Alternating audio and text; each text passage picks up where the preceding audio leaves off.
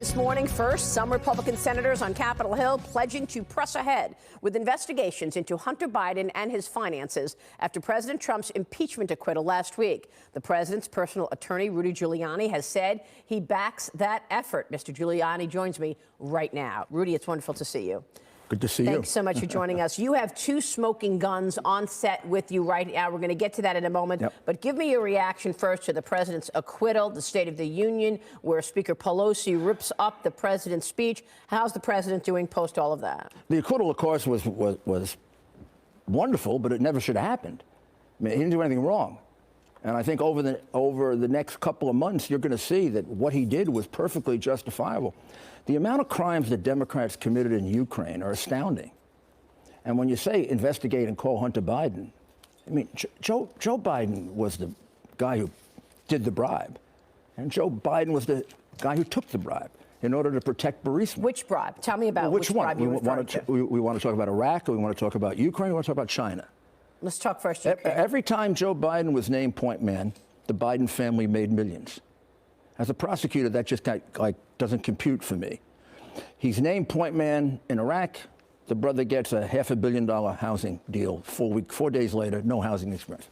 Ukraine, point man, the kid makes $8 million. And now they're looking at where the money went to Joe.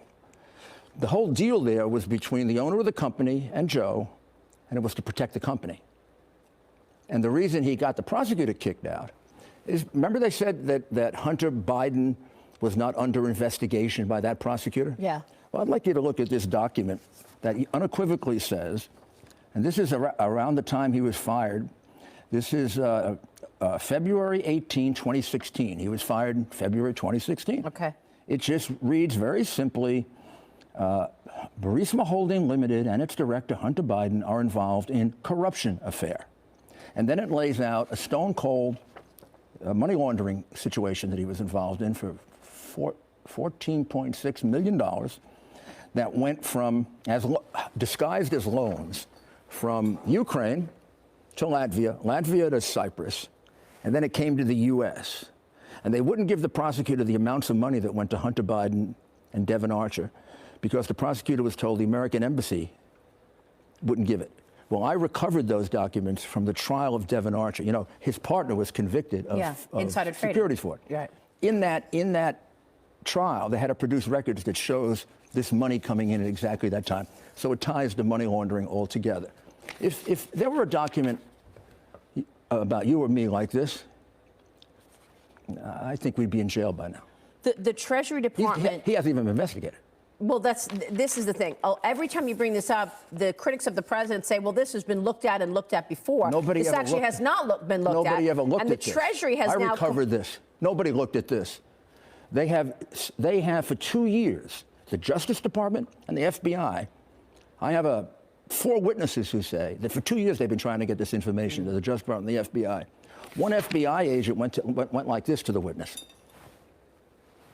Why isn't it important to some people to investigate the Bidens? Is it because he was in the Senate for 30-plus years and they're all friends with him? I mean, is there a personal situation here? I will say this. The Treasury has compiled a list and documents. They have complied with a Republican-controlled Senate inquiry into Hunter Biden's business dealings in Ukraine. They've handed over highly sensitive evidence of questionable origin. That is a report from last week. So the Treasury is complying with an investigation that's happening now. Very good. I think what the Treasury Department should do is look at every one of the family transactions, because this was a pattern of behavior. They were monetizing, the family was monetizing Joe's public office. When he was a senator, they did it, and 3 major ones when he was as vice president. In Iraq, in Ukraine, in China, and we're talking millions. We're not talking pennies. Joe claims he didn't notice that his brother and his son, who has this challenge with drugs, were becoming millionaires right around him. Joe's answer to all 8 situations is, I don't know my family's business. That only worked once for Kate Corleone. Yeah. You have a second piece of information you want to share with us, evidence this morning? Second one, equally damaging. This is a memo from a woman named Ali Chalupa. She worked for the Democratic National Committee. This is a memo to her boss, the comms director. This is May 3rd, 2016, right in the middle of the election. She brags to him that she put together, I invited Michael Isikoff, whom I've been working with for the past few weeks, and connected him to the Ukrainians to talk about Paul Manafort. Isikoff is a New York Times reporter. Yeah. So this is the crime they were investigating the Trump organization for. This is what they investigated Donald Trump Jr. for 2 years and said they were going to indict him for. Meanwhile, they have an admission that she was getting information from foreigners and funneling it into the campaign. Then she goes further. She says a big one will hit in next few weeks. The big one in the next few weeks was the phony Black Ledger. The dossier? Yes, the phony Black Ledger, in which they announced that it would destroy Trump's campaign. By the way, they used the same reporter, Isikoff, to leak things during the Russia collusion narrative as well. Documents don't. I tried enough cases and argued this very often. You put this in front of a jury and you say, ladies and gentlemen of the jury, yeah, documents don't lie. I got to move on, but I want to finish this here. Do you think we're going to see accountability? We spoke with Senator Lindsey Graham on this program last Sunday, and he said, look, it's not his department. It has to be foreign affairs. He says Jim Risch is resisting. Not my job.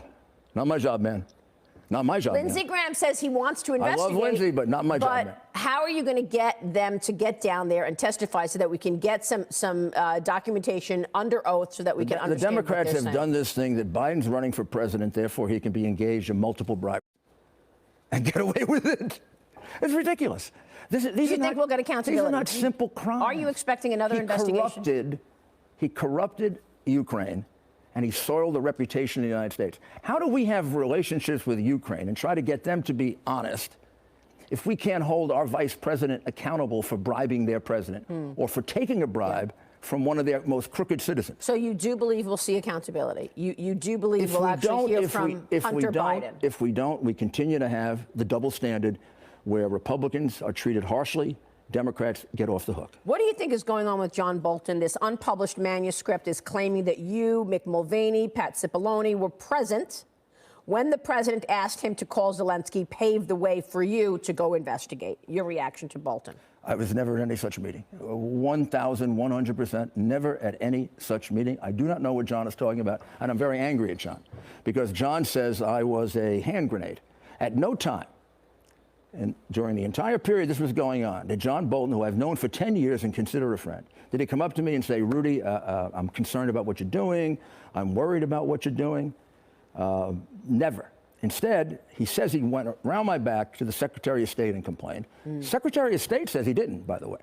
So I don't know what John's up to. I mean, he's either a liar or he's a backstabber. Do you think they're going to call him and then continue this, trying to call people to get more dirt on President Trump since the impeachment failed, the collusion narrative failed?